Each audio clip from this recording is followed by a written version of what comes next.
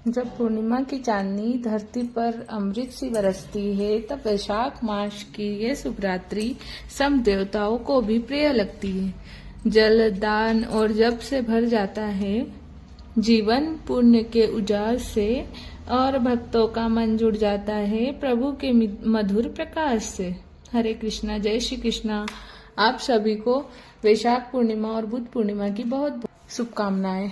पौराणिक मान्यता के अनुसार वैशाख माह की पूर्णिमा तिथि पर भगवान विष्णु की पूजा विशेष फलदायी होती है और इस दिन भगवान बुद्ध के जन्म भी हुआ था, इसीलिए इसे बुद्ध पूर्णिमा के रूप में भी मनाया जाता है।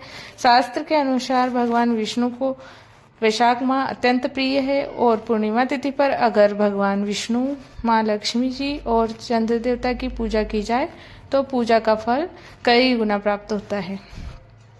इस दिन व्रत रखा जाता है। श्री सत्यनारायण भगवान की पूजा करके व्रत रखा जाता है। स्नान, दान और जप आदि किए जाते हैं।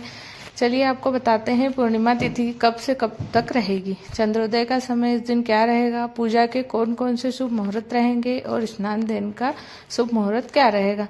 पूर्णिमा तिथि प्रारंभ होगी 11 मई रविवार की रात 8:02 से और पूर्णिमा तिथि समाप्त होगी 12 मई सोमवार रात 10:25 तक। ऐसे में इस बार उदय तिथि के अनुसार पूर्णिमा का व्रत स्नान दान 12 मई दिन सोमवार को ही किया जाएगा। केवल एक ही दिन इस बार पूर्णिमा रहेगी और वैशाख पूर्णिमा का दिन ही पूर्व जयंती भी मनाई जाती है। इस दिन भगवान विष्णु के पूर्ण यानी कच्छप अवतार का भी विधान है। आप जानते हैं 12 मई को रहने वाले मुहूर्तों के बारे में। इस दिन पूजा के लिए सबसे शुभ मुहूर्त रहने वाला है सुबह का 4:29 से 5:32 का और शाम का रहेगा पूजा का मुहूर्त 7:03 से 8:06 तक।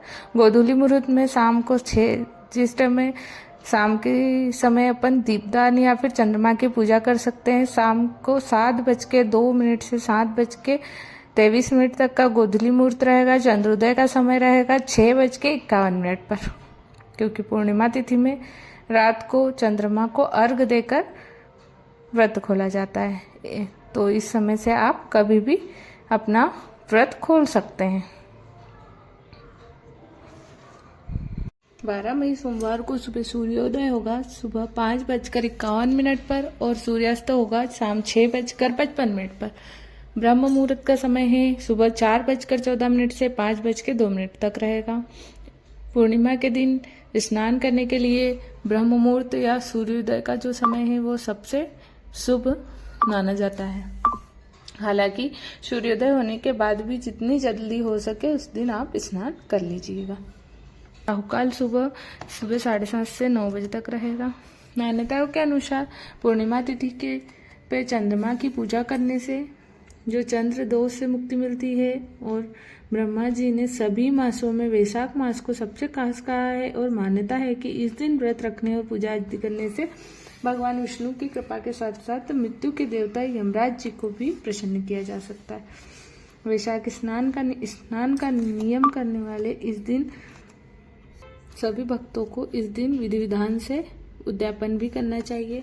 पूर्णिमा तिथि पर विधि विधान से नियमों का पालन करते हुए उपवास रखा जाता है और इस दिन जल से भरा हुआ बर्तन, कुल्हड़, पंखे, चप्पल, छतरी, घी, फल, शक्कर, चावल, नमक का दान, सत्तू का या फिर शरबत का और मौसमी फलों का दान करना अत्यंत शुभकारी माना जाता है। दान करने से बड़ा कोई पुण्य नहीं है और कलयुग में एकमात्र दान से ही मनुष्य को सभी पापों से मुक्ति मिल सकती है। इस दिन महालक्ष्मी जी को खीर का भोग अर्पण करने से घर में महालक्ष्मी जी की स्थायी कृपा भी बनी रहती है। पूजा करने के बाद सबसे अंत में जाने अनजाने में हुई गलतियों के लिए क्षमा याचना करनी चाहिए और यमराज जी के निमित्त पूर्णिमा की रात को दक्षिण दिशा की तरफ मुंह करके एक दीपक यम देवता को भी अर्पण करना चाहिए।